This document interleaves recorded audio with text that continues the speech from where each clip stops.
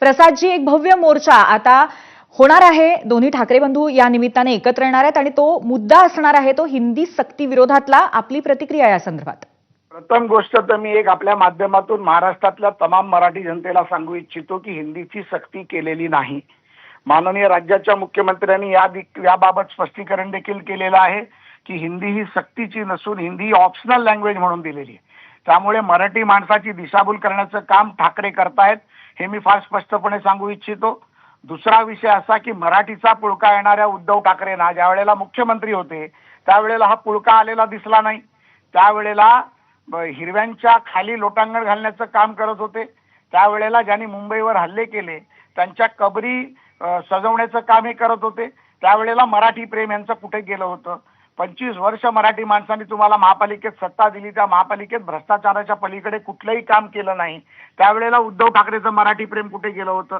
एक गोष्ट फार स्पष्टपणे सांगू इच्छितो की मराठी भाषेला आम्ही बोट देखील लावायला देणार नाही। हा आमच्या सरकारचा, माननीय देवेंद्रजींच्या सरकारचा, महायुती सरकारचा शब्द आहे।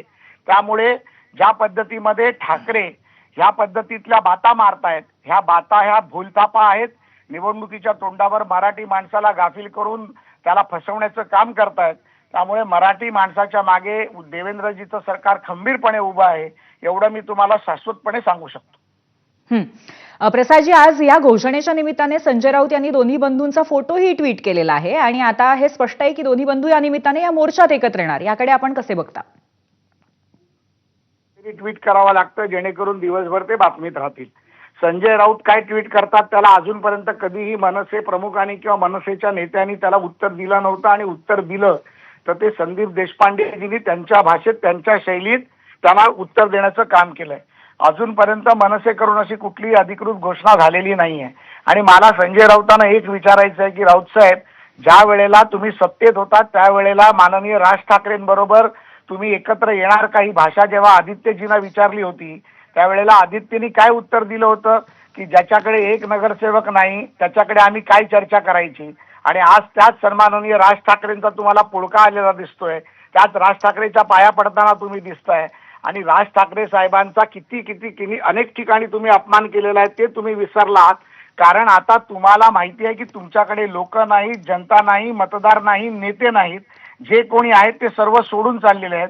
त्यामुळे आता राजसाहेबांच्या जीवावरती पुढची निवडणूक लढवायची ही तुमची जी मानसिकता आहे ही समोर जनतेसमोर दिसून येते। त्यामुळे जरी निर्णय झाला तर तो राज ठाकरेचा आणि त्यांचा निर्णय असेल। कोणी कोणाबरोबर युती करावी, कोणी कोणाबरोबर लढावं, कोणी कोणाबरोबर जावं, हा ज्याचा त्याचा वैयक्तिक पक्षाचा आणि पदाधिकाऱ्यांचा आणि मतदारांचा निर्णय आहे। परंतु आम्ही महायुती म्हणून एक आहोत। भारतीय जनता पार्टी, बाळासाहेबांची खरी शिवसेना, राष्ट्रवादी काँग्रेस पार्टी, आम्ही सर्व एकत्रपणे रिपाई गट आणि इतर घटक पक्ष आम्ही एकत्रपणे आहोत, एकत्रपणे लढणार आहोत। आणि या मुंबईतील, महाराष्ट्रातील मराठी माणसाच्या मागे देवेंद्रजींचं सरकार हे खंबीरपणे उभं राहील, एवढंच या माध्यमातून मी आपल्याला सांगू इच्छितो। धन्यवाद प्रसादजी, आपण अगदी सविस्तर आम्हाला प्रतिक्रिया दिलीत त्याबद्दल।